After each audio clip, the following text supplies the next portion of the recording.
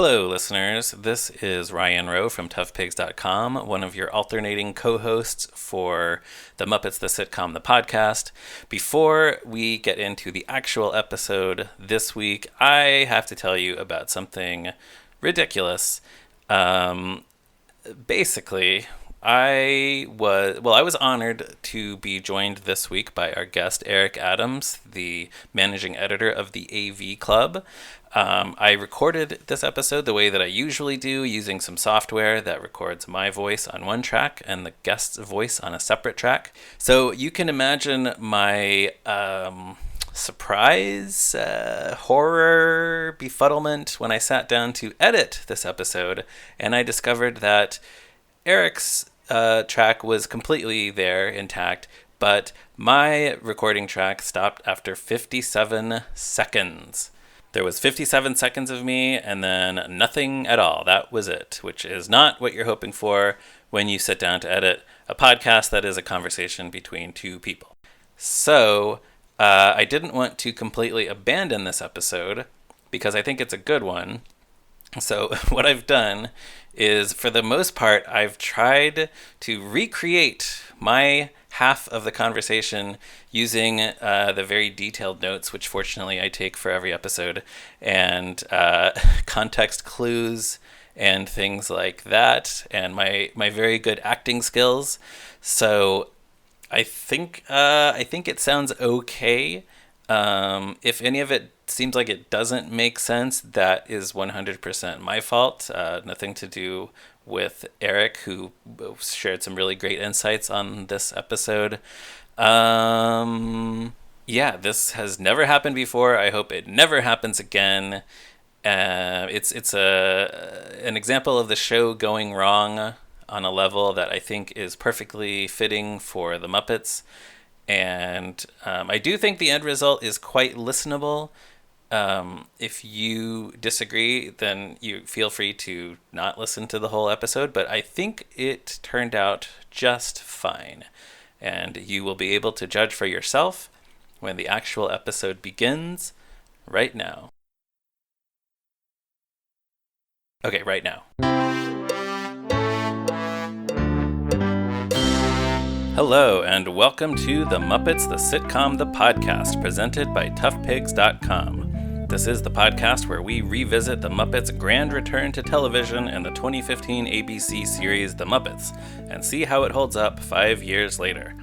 You can follow along with this series by revisiting The Muppets, which is now streaming on Disney+. I'm Ryan Roe, your host for today's show, and our special guest today is a writer and pop culture critic who I'm very happy to be talking to. Guest, please introduce yourself. Hey there, I'm Erik Adams. I'm the managing editor of the AV Club, where you have written many articles about Muppets. So many articles about Muppets, including the AV Club's official pre-air review of this very sitcom. That was for that original presentation pilot, or the actual series itself? The actual pilot, because, as some listeners may know, the AV Club often will review a show before it comes out, before we start recapping it. So I reviewed however many episodes ABC sent out beforehand. I think it was maybe just one or two.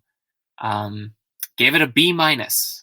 I revisited the review in anticipation of coming on to the show, and I feel like I feel like my early take on it was a little more charitable, just because I wanted it to be better than it actually was. Yeah. But also, and I'm sure you've covered this on the show already, there was such hesitation about it, but there was also that weird backlash because of the way it was being positioned, and because somebody at some point in the promotion said, "Oh, it's the adult Muppet show." Yeah, some people really weren't happy about that, and that's going to come up actually in this episode. Yeah, that really factors into the plot here. But yeah, I do sometimes wonder if things might have gone a little better if they hadn't made some of those promotional choices that they did. Yes.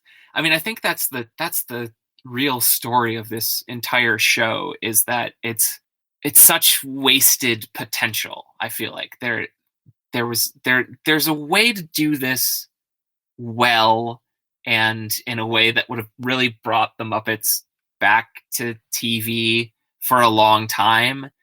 And I think there were just so many different odd forces pushing and pulling on what what actually made it to air. Yeah, although I think by this point they had turned things in the right direction, but it was maybe too little too late because most people had tuned into those early episodes and decided that it wasn't really what they were hoping for. Yeah, and like even in that review, and as much as I stand by some of what I said there, I do admit that like there's no way that I could have written the best response to those first few episodes, which came from former MTV VJ and fantastic writer in his own right, Dave Holmes, who tweeted, "Can I? Before I say this, can I swear on the podcast?" You can, and I might beep it. All right. If you beep it, find a very funny sound effect. But his tweet was, "Except now they're the entire pitch for the Muppets," which has Yeah. that is just stuck in my brain for nearly 5 or for exactly 5 years now. Yeah, it definitely applies to some of the early Like ones. it's such a succinct summation. Right, and I think you can see in this one that they were starting to turn it in the more positive direction, but it's it's too little, too Yeah, late. because this is the second episode of the rebooted.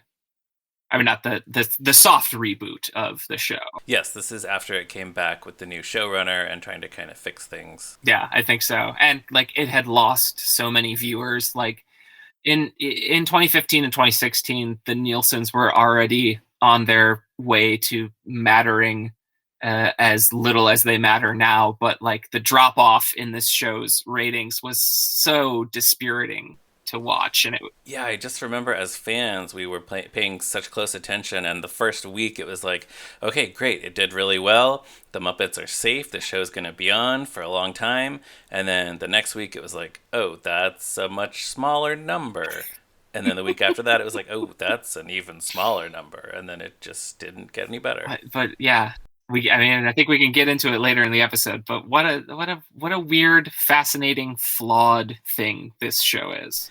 Yes, and today we're talking specifically about the 12th episode called A Tale of Two Piggies. This aired on ABC on February 9th, 2016. Mm-hmm. In this episode, Piggy has a wardrobe malfunction and Gonzo is looking for a new place to live. So before we get into each of the storylines, what do you remember about this episode when it originally aired? I guess were you watching week to week? I like rewatching it. There were echoes of memories. I feel like the whole wardrobe malfunction concept definitely felt familiar, and I do remember how weird the Zootopia cross promotion was, Yeah. and how blatant. But also, when I was watching it, it was like, oh, geez, I thought Zootopia came out a lot longer ago. Like these are two those they seem to exist in two different spaces in my mind, in my cultural memory. It's true. Yeah, I know exactly what you mean. Yeah, but appropriate for Miss Piggy to be walking the red carpet for a movie about animals and finding their humanity while also expressing their animal nature, which is at the very core of this episode. Now, before we get into the actual storylines, I just want to mention the opening, which I don't think we've actually talked about on this podcast before. This is the second appearance of the new opening theme song sequence, which is actually the same as the old sequence, but there's one little difference in the very end of the sort of punchline. So in the original version, Kermit is trying to get some coffee from the craft services table. All the other Muppets are just pushing past him in fast motion. And then at the end, all the coffee's gone. Kermit is just standing there and just sort of sadly sighs to himself and says, it's time to get things started. But in this new version, Everything happens the same way. All the Muppets push past him. Kermit doesn't get the coffee. But at the end, Piggy runs in and hands him a cup of coffee. And Kermit perks up and looks at the camera and happily says, "Ah, it's time to get things started." Which is such a small change, but it really makes a big difference and shows us what the new kind of direction and the new vibe of the show is. It's really symbolic of what they were trying to attempt in these last 6 episodes. I mean, especially like like you were saying, the tone in Kermit's voice in that original intro.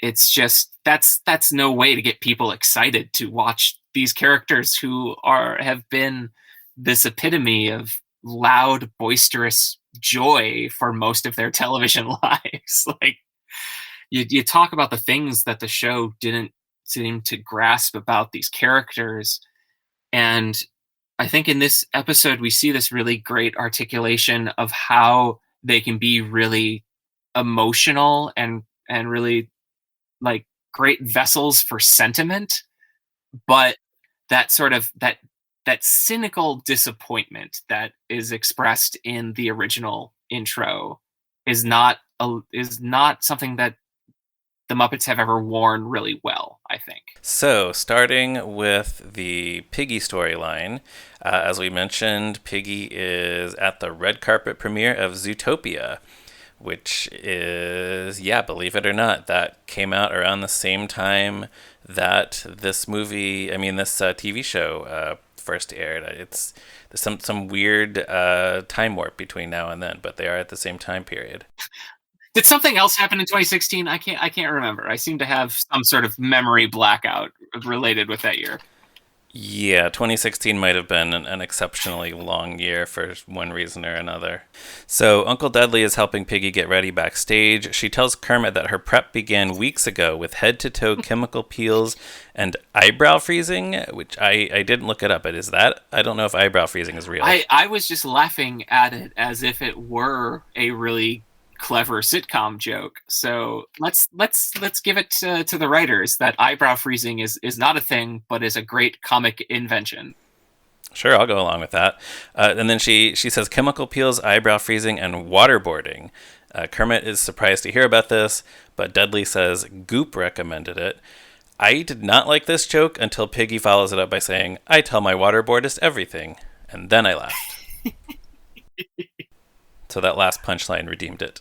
It's a lot like the Kim Kardashian bit from later in the episode when those moments of 2010s pop culture intrude on the show. It never feels right. It never seems like the show itself is actually dialed into pop culture in the way those jokes want it to be. Right, and there were somewhat contemporary pop culture references on The Muppet Show in the 70s, but somehow this feels like it's going to date more specifically to this exact time period in decades to come. Yeah, it feels, I guess it's analogous to the Star Wars episode of The Muppet Show or like the Linda Carter episode. But then it's just sort of like the general idea of what these pop culture figures represent outside the Muppet world. Whereas in this show, like they're trying to be too specific about it, or they're assuming a level of knowledge that the viewer is bringing that isn't necessarily funny. There's a laziness to it, which is really, I guess, what I object to. Where we're supposed to laugh just because, like, oh, Goop, I've heard of that. I recognize that reference. Therefore, it is a funny joke. I just don't know how that's going to play. Like, if people revisit the series 40, 45 years from now, like the Muppet Show. It's entirely possible that those viewers will take the Goop joke like we took the eyebrow freezing joke. It's like, oh yeah, that's a funny word. And for any of today's listeners and viewers who might not know, Goop is Gwyneth Paltrow's snake oil lifestyle and health and beauty brand, or mostly snake oil brand. It's at least 85% snake oil. Yeah. So it's time for them to walk the red carpet. Dudley wants to make sure that Piggy will tell everyone who asks that she's wearing Uncle by Dudley. This is Dudley continuing to be the best character on this show. He also tells her to make sure that she shows off the back of her dress with a turn, a peek, and a pop. She's having trouble breathing, which is probably a realistic depiction of how it is for women on the red carpet. Then there's this line when they're out in front of the paparazzi on the carpet, and Dudley mumbles something to Kermit that the subtitles say it's even a skinny Kimmel couldn't pull off that dress. I do not know what that means. Was this around the time that Jimmy Kimmel had lost a lot of weight or something? Or maybe. See, here's the thing. It's just bringing those names, bringing those references into this world, like, it just breaks the reality to me, even as much as this show was trying to really aggressively integrate the Muppets into the late night world of the time. And if that was the case, sure, Miss Piggy would have been making jokes about the Kardashians and Jimmy Kimmel and Gwyneth Paltrow in her monologues, but like, it always seems so forced and so inorganic. Absolutely. And also, Jimmy Kimmel is not really known for wearing dresses. So, yeah, that too. So Piggy is posing for the paparazzi. She turns, peeks, and pops, and her tail pops out. Bum, bum, bum. Yes, and there's chaos, and Piggy runs away. Now, as far as I know, we had never seen Piggy's tail before this. That was a question I was going to ask. Yeah, I guess we always kind of knew she had one because she is a pig. And like back in the 70s and 80s, there were Piggy calendars where she was posing in lingerie and stuff like that. But I don't think there are any other cases of us actually seeing Piggy's tail. Has she continued to have a tail? I don't know of any other things since then where they've acknowledged Piggy's tail. I mean, it's usually, as the story kind of gets into, they usually sort of hide, like she wears gloves so we don't see that she presumably has hooves, and they hide her tail so we don't really think of her as being like a complete 100% pig. Once again, wasted potential, the Muppets 2015. Yeah, they could bring back her tail. They could do something again where Piggy reveals her tail. Well, I feel like those lifestyle segments are a perfect example of where that could be. Like there's so much of that advice and that parody of that Goop world where you could have just brought the tail in. Like it could have just been this element. Sure. It's hard to get specific about it, but they could have worked it in there somewhere. Yeah. And I mean, it's interesting to bring up those lifestyle segments when we're talking about the parodies of contemporary pop culture, because there's an instance where I think it kind of works. Like those aren't my favorite segments of the new show, but it does feel right. I hate to keep on saying feels right versus feels wrong, because I know that's the whole sticking point with this show and with the Bobbin movies. But like within the vaguer context of Miss Piggy being a lifestyle guru, that makes sense. When you get so specific and you start talking about Goop, that's where you lose me. I guess the lifestyle segments sort of work better on their own, where even if you weren't familiar with those sort of YouTube lifestyle videos, you could still kind of get it. Whereas the Goop reference, like you have to know what Goop is to actually get that joke. Yeah. Sorry, I keep on taking us so far off topic. No, we love off topic. So the next day at work, everybody's talking about this Piggy tail incident. Scooter is holding a newspaper where Piggy's tail is a front page story. And when Kermit comes in, he says they don't need to talk about it. So Big Mean Carl eats Scooter. And I love this. Good Big Mean Carl material in this, and then even better Big Mean Carla material later. That's right. She's in this episode a little later. But so Sam is in Kermit's office. He wants to talk to Kermit. He's all riled up. We first see him. There's this gag where it looks like smoke is coming out of his ears, and then it turns out that there's this thing behind his head, which I guess is like a humidifier in Kermit's office. Is that right? Yeah, I think so. I think he's trying to keep the atmosphere in his office kind of swampy, right? Oh, maybe they mentioned that in a previous episode. I feel like there was really early into the show because when I was watching this episode, I was like, oh yeah, Kermit has a humidifier in his office. We all know this. Sure, he's a frog. So Sam is mad because everyone else is mad. Everyone is all out of sorts and offended by Piggy showing her tail. He says the 1 Million Angry Parents Association is protesting the show right now.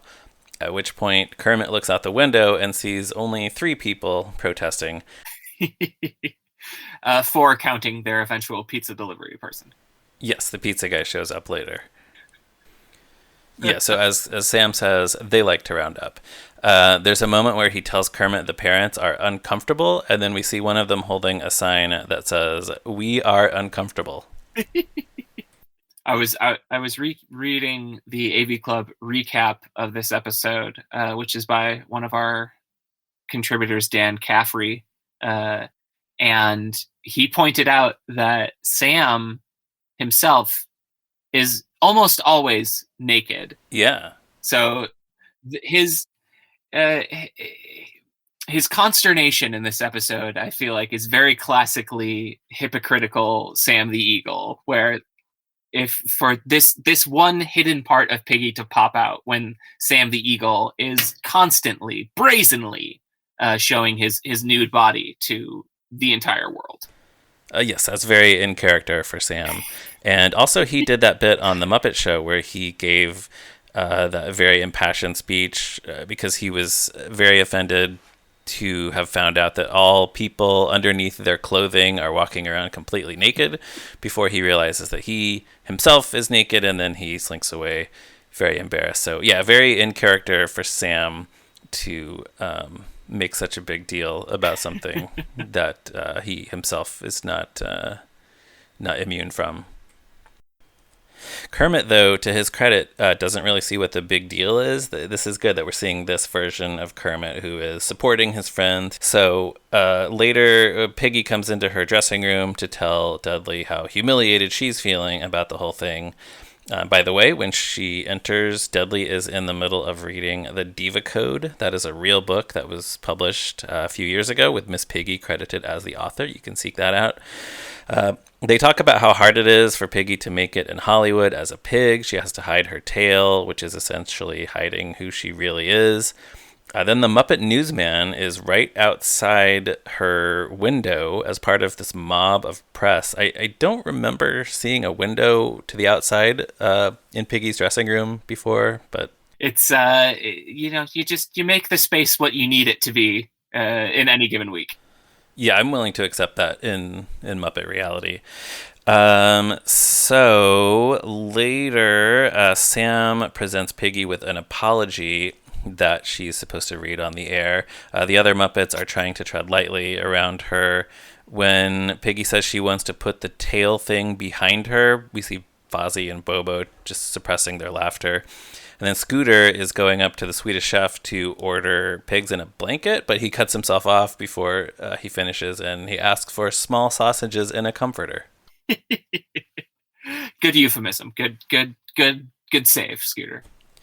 Yeah, so Piggy is kind of not amused by all this, but then things start to change when Sweetums introduces Piggy to a young girl pig who is visiting the studio. Her name is Alinda.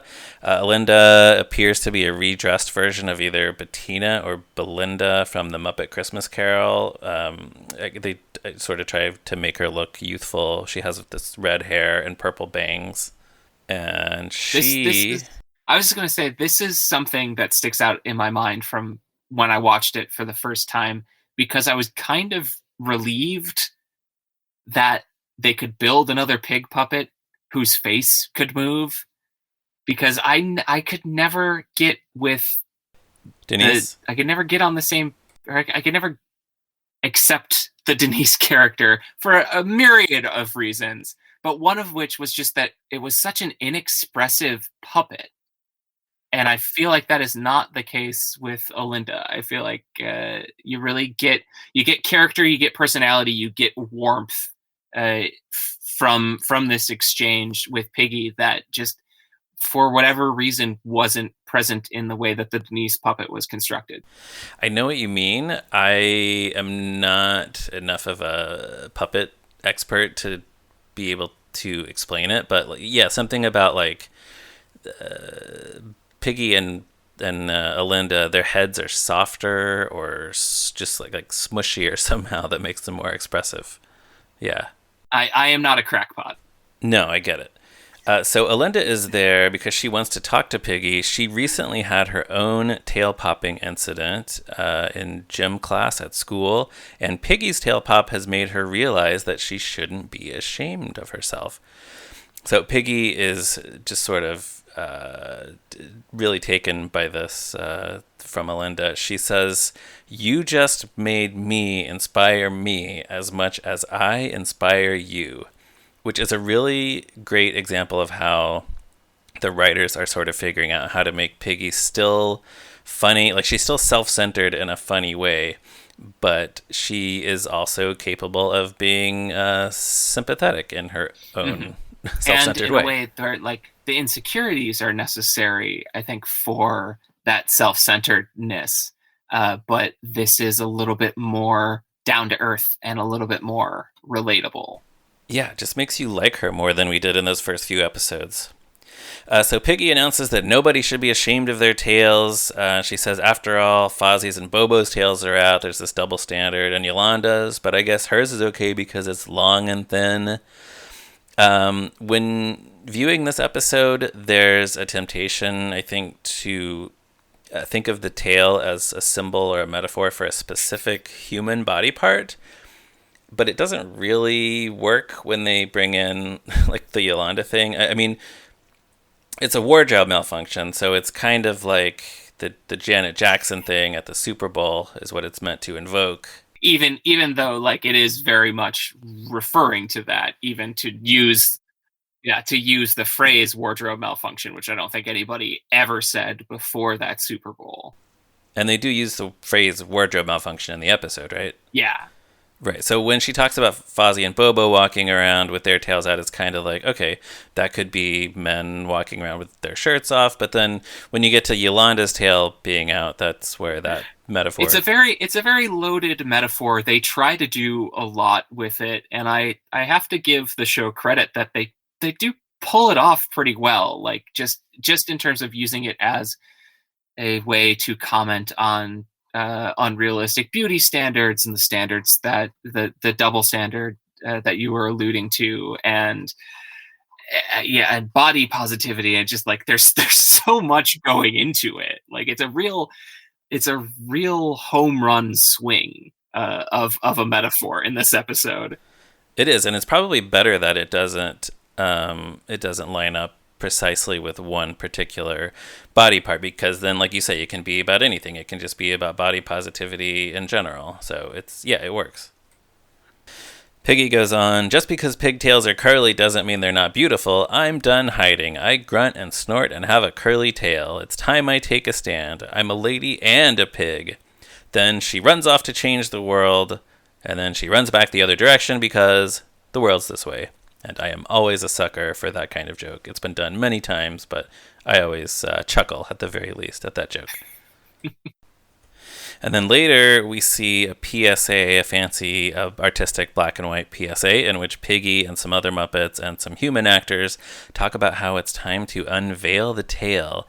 And I actually remember at the time, like in the week leading up to this episode airing, ABC was really kind of pushing this unveil the tail hashtag.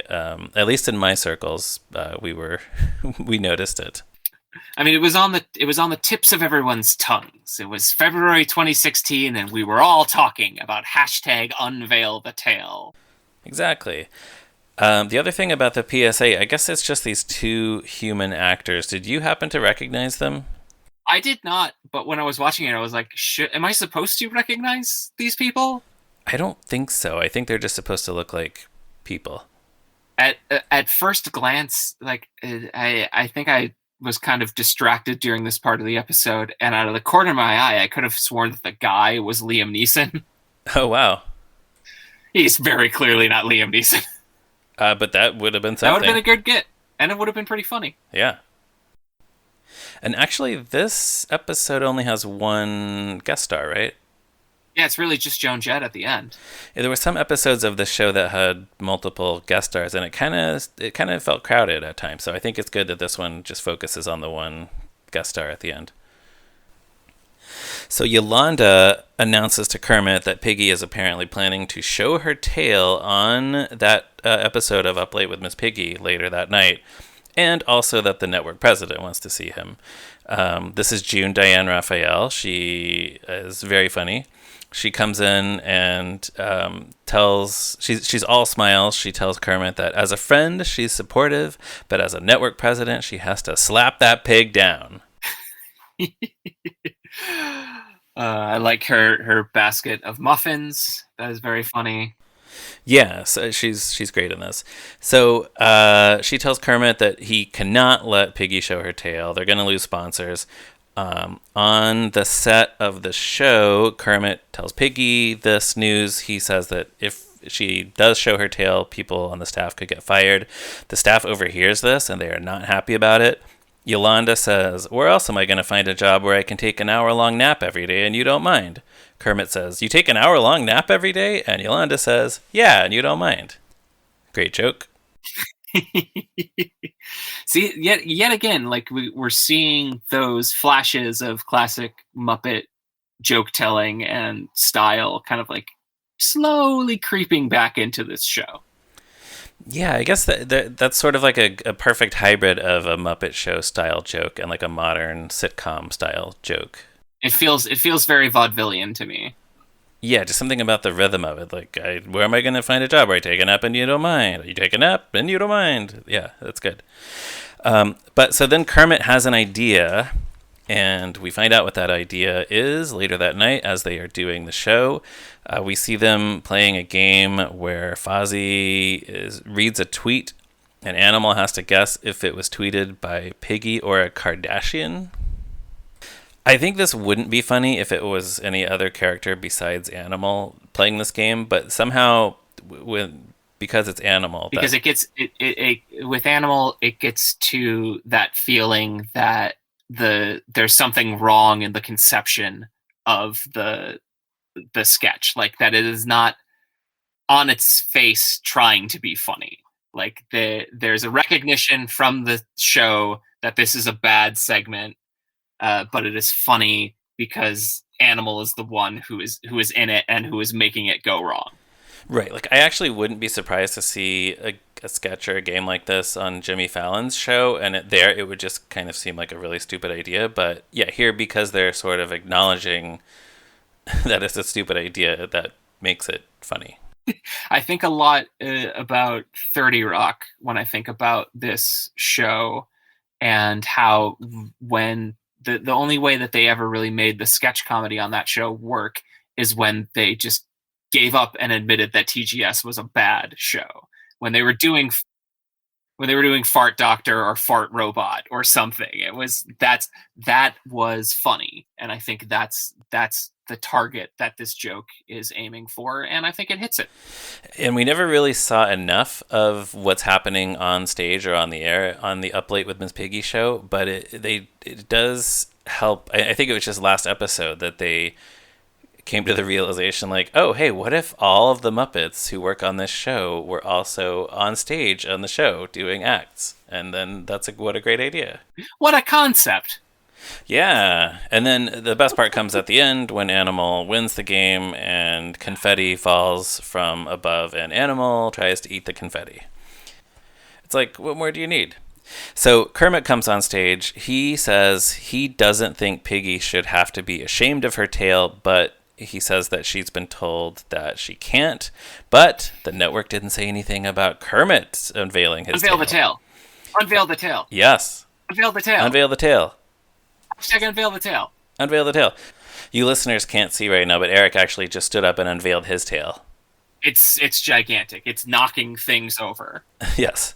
So Kermit reveals his tail. Fozzie turns around and he has a tail, and every member of the band has a tail. It's this great I am Spartacus style moment.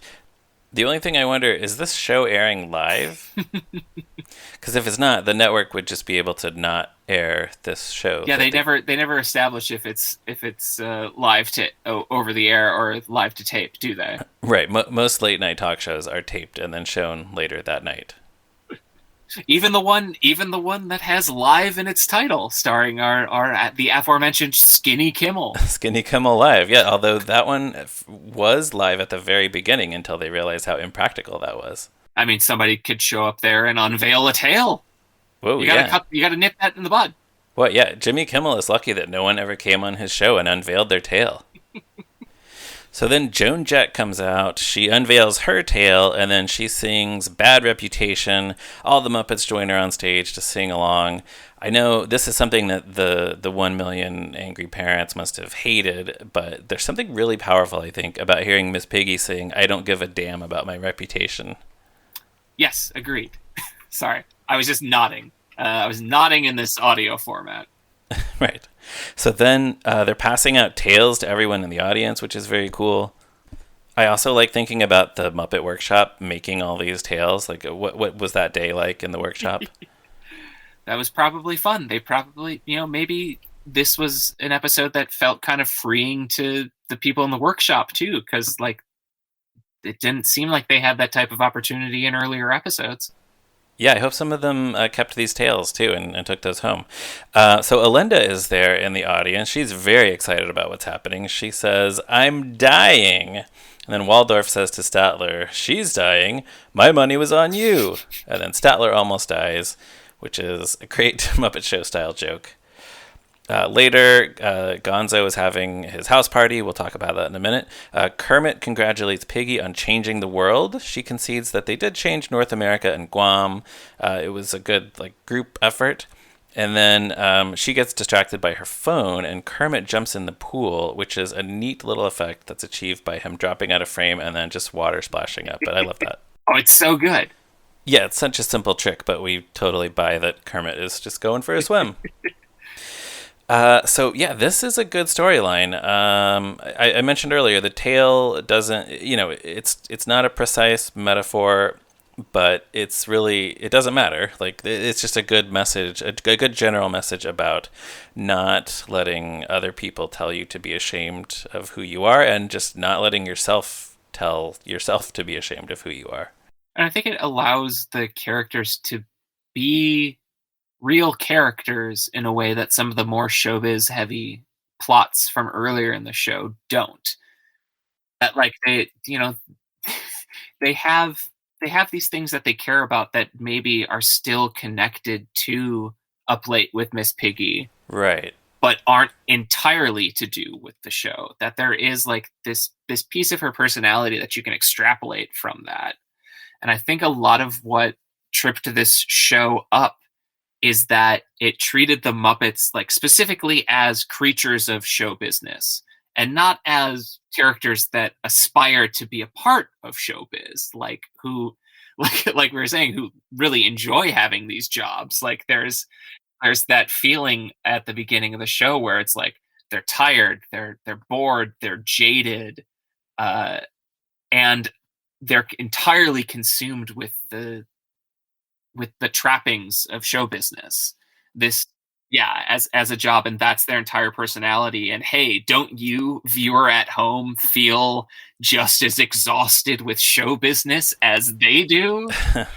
It's like, no, I do not. This is not why I enjoy these characters, even though they have for so long been a great vehicle for satirizing show business. They're not insiders, The Muppets are great as outsiders, and I think that's another thing that this storyline does. Is it positions Piggy once again as kind of outside the norm the entertainment industry. That's a great point. And also, it's just the idea of where the series started with these characters going to work and it was a job and they hated it. And now it's like they're putting on a show and they're having a good time. And I wish we had seen more of that. Yes, what could have been.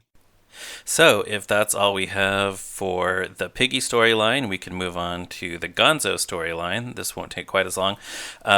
This begins with Gonzo arriving at the office, and Pepe and Rizzo wish him a happy Groundhog Day. Which was just a few days ago as we are recording this.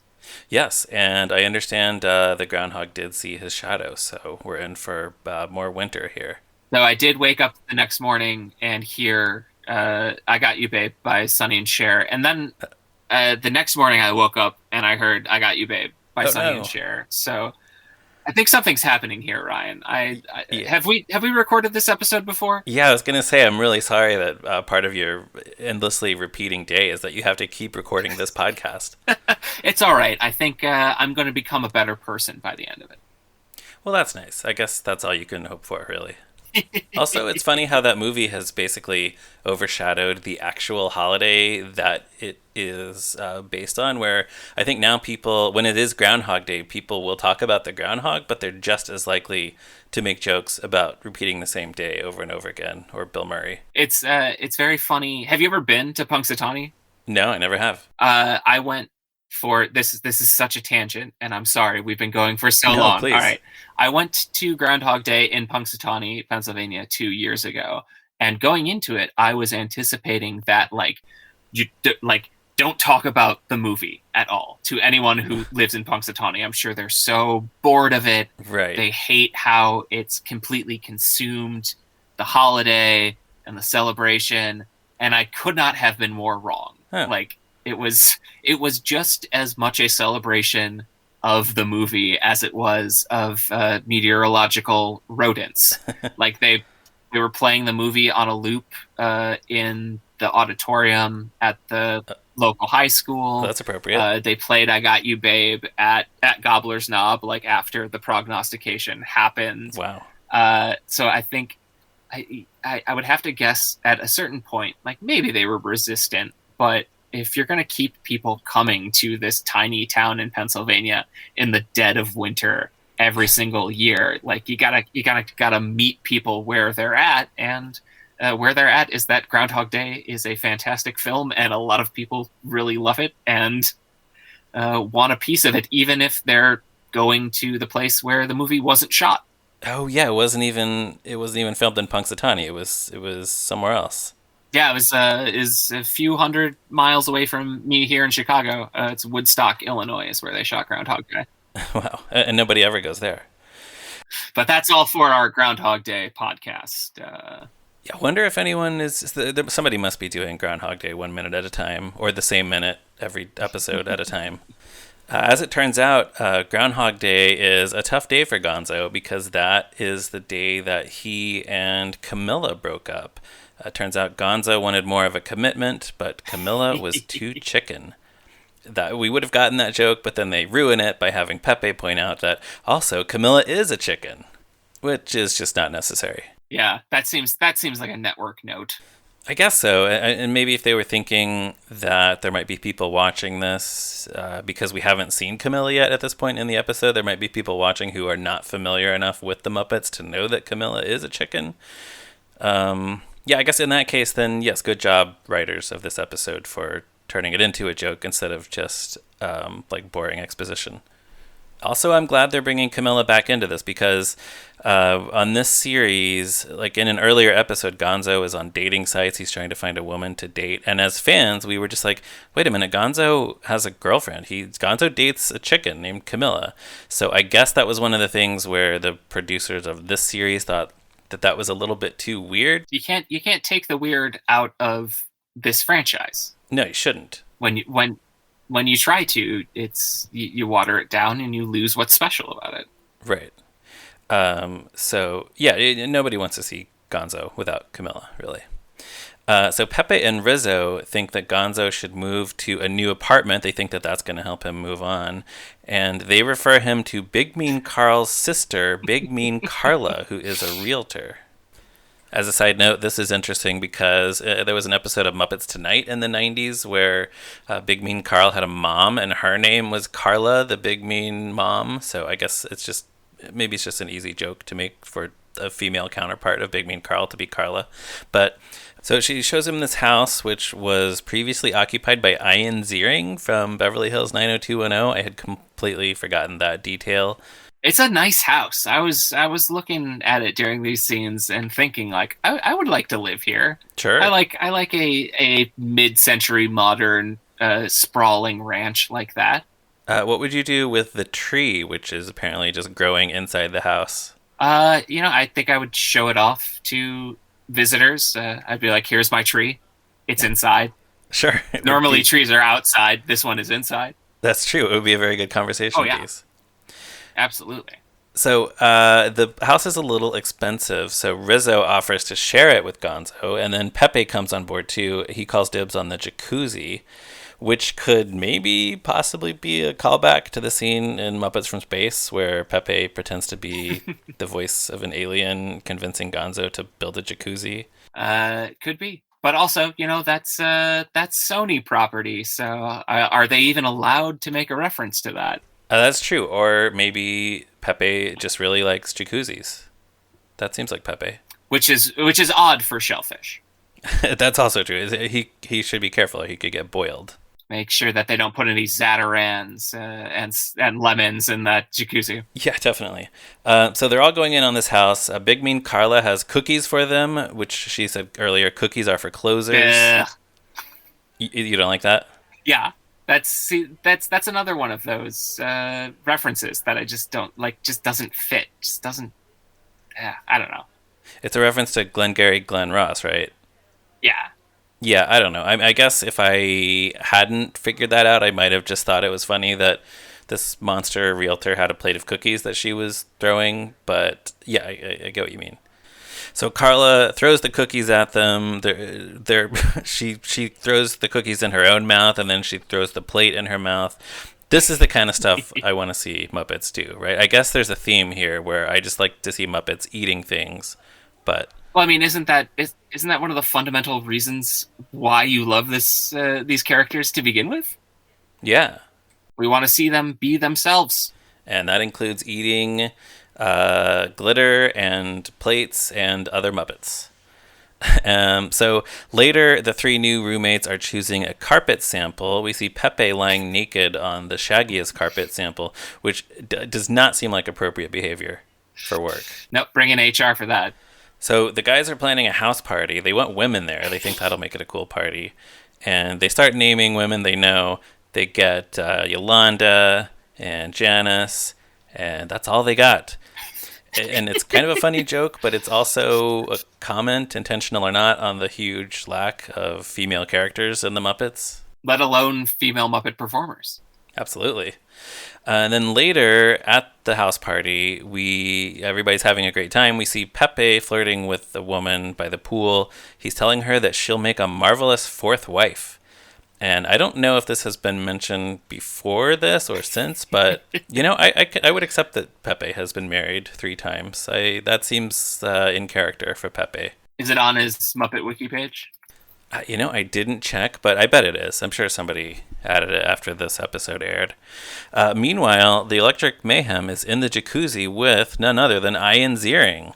And I completely forgot that he was actually in this, that there's not just a reference to him, but a cameo. So fun to see this guy from Beverly Hills 90210. I guess one of the mysteriously 30-year-old teenagers attending Beverly Hills High. Yeah, they made a joke about that earlier in the episode. So Rizzo and Pepe are very happy that this seems to have worked. They really cheered up Gonzo. And then there's Gonzo. He's on the roof. This seems to be a reference to the movie Almost Famous. That's how I took it. Yeah, like a raging party and people are getting crazy and there's Gonzo on the roof. He jumps off the roof in a very impressive puppet slash visual effect. Like it just completely looks like this puppet is just jumping off this roof. Really, just nonstop good jumping into the pool action during Although this he doesn't coda. make it into the pool, he hits the ground with a resounding thud. And then, but he's fine. He just gets right back up and says bullseye. And again, this is the Gonzo that we want to see. This is the Gonzo from the Great Muppet Caper who loves pain, who's always wondering, like, how much pain can he take. This is the crazy Gonzo, and it's great to see him. Mm-hmm. Yeah, he wants to ride a motorcycle into the opera box. Yeah, and we want to see him do that thing. So Gonzo and Pepe and Rizzo are really digging their newfound roommate trio status. But then Gonzo looks up and there's Camilla. There she is. I mean, at least I assume it's Camilla. It's a chicken anyway, and Gonzo seems to recognize her. So I think when this show first started, I assumed there would be more serialized elements. And there really weren't, other than some of the stuff with Kermit and Piggy's relationships. But this is essentially a cliffhanger. So this is one of the closest things we ever got. And I think what was the name of the second showrunner? Kristen Newman. Yeah, Kristen Newman, I think, said that if the show would have gone a second season, it would have gotten a little bit more serialized. So this may have been them kind of tipping their hand toward, like, here's where we'd like to take it if you let us make more episodes. But then there were no more episodes. But yeah, the finale, the season finale, actually ends with a little bit of a cliffhanger. Mm-hmm. So I guess that would have been resolved for sure in the following season premiere. And then, yeah, who knows where they would have gone from there. Because as it is, they've continued to pretty much say that Kermit and Piggy are just not together. But although that hasn't stopped reporters from asking them in every single interview with Kermit or Piggy, like, oh, so what's the status of your relationship? I feel like reporters are never going to stop asking that question, though. That is the easiest thing. If you've got 5 minutes before going on camera to talk to Kermit and Piggy, the one thing that's going to pop into your mind is the cheap, like, well, Kermit, when are you going to pop the question? Yeah, although I think at this point the performers are so sick of those questions. Oh, 100%. It's just like, how many different ways can you answer the same question? I mean, as someone who asks celebrities questions as part of their living, I kind of go into every single interaction like that with the assumption that the question I'm asking has already been asked a million times. Huh. Well, let me ask you a question for the first time. Now that you have re-watched A Tale of Two Piggies, did you find that you liked it more than you did the first time you saw it, less than you did the first time, the same as you did the first time? I think I came to like it more as we were talking it out, even like as we were digging into it and kind of finding that there was a lot of depth to dig into, while also being, I think I had kind of discounted how funny the show was before rewatching this episode and before having this conversation. And I think I did realize that even though I was ragging on some of those pop culture references, there are some solid jokes here. And as it was heading into the end of this first season, they did seem to reconnect with the fundamental aspects of why these characters are funny and what types of jokes work with them. And I'm sad that they didn't get an opportunity to try it out again. It's nice that there's a new Muppet show now on Disney Plus, which seems to be having its own growing pains, and who knows if it gets a second chance. But yeah, it's not the desecration that I think I maybe have made it out to be in my memory in the years since.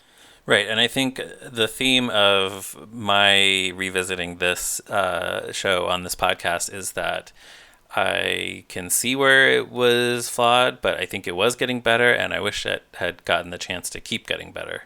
Yeah, it's such a strange, weird show. I'm glad it's still there for us to dig into, because I don't think it deserved to disappear in the way that it did. And it is on Disney Plus there for people to find if they didn't catch it the first time around. Which actually reminds me, I don't think we've talked about this on this podcast. Yeah, this was a pretty recent development, but so apparently The Office is really popular with young people, like the TikTok generation. It's like the Office is now like the great American sitcom. Yes, hugely popular.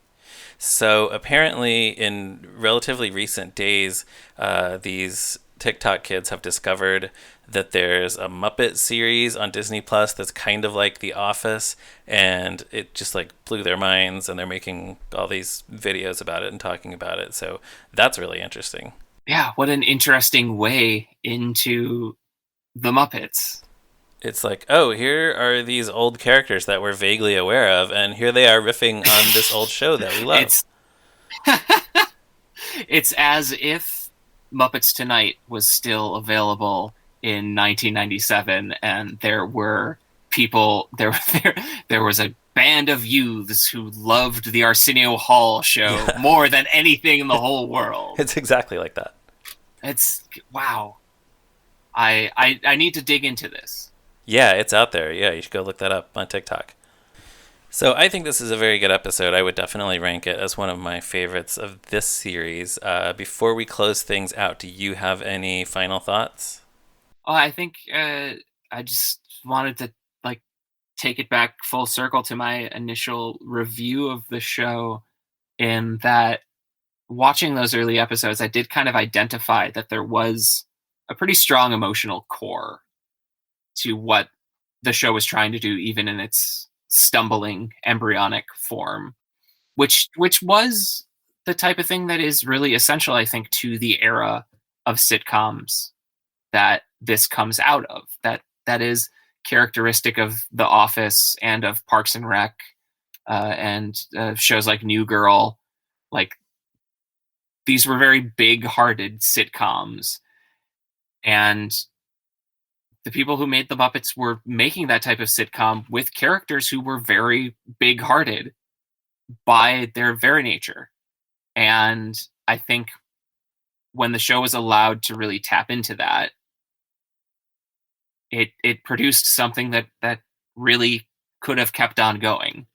Uh, if only they would have tapped into that sooner. Or also, like, it's also really funny that you bring up that like kids who love The Office are now getting into this show, or at least being finding it fascinating that there's a Muppet show that's in the style of The Office, because by the time this show was airing, like, that style of sitcom had become kind of passe.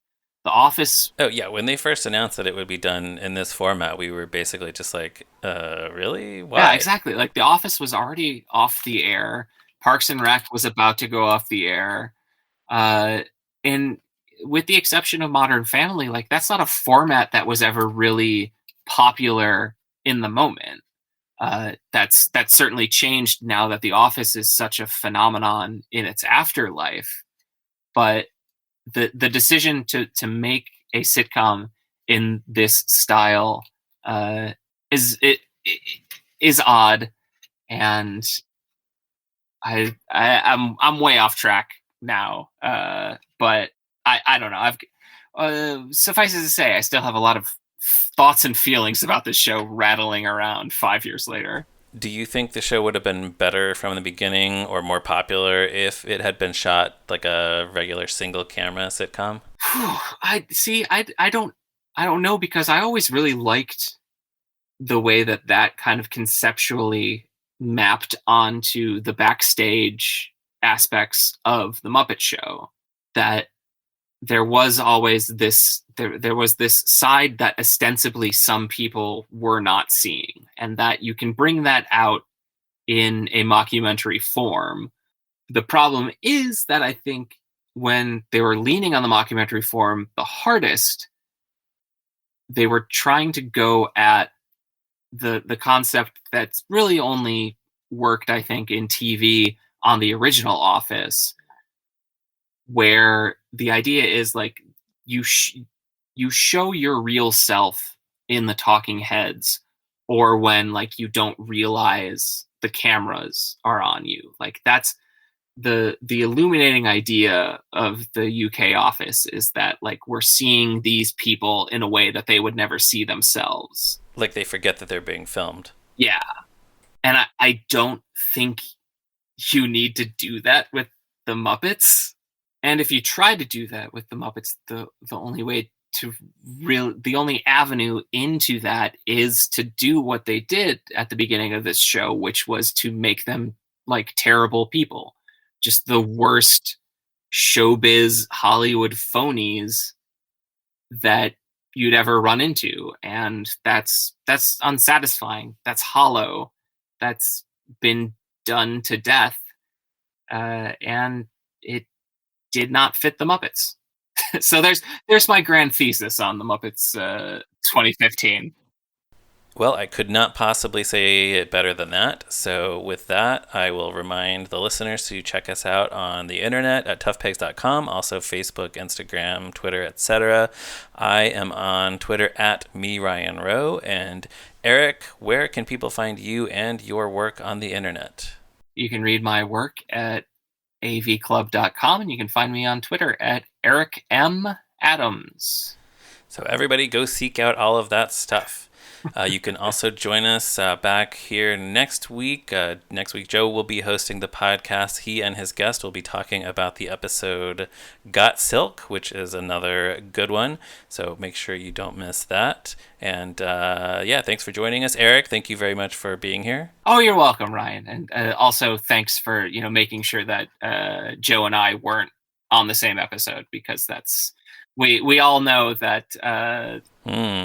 It would be like Big Mean Carla and a plate of cookies. It would just be utter chaos, a big mess. These streams cannot cross. Yes, and I'm not going to explain that other than to tell our listeners to go listen to Erik's episodes of the Moving Right Along podcast season of The Great Muppet Caper.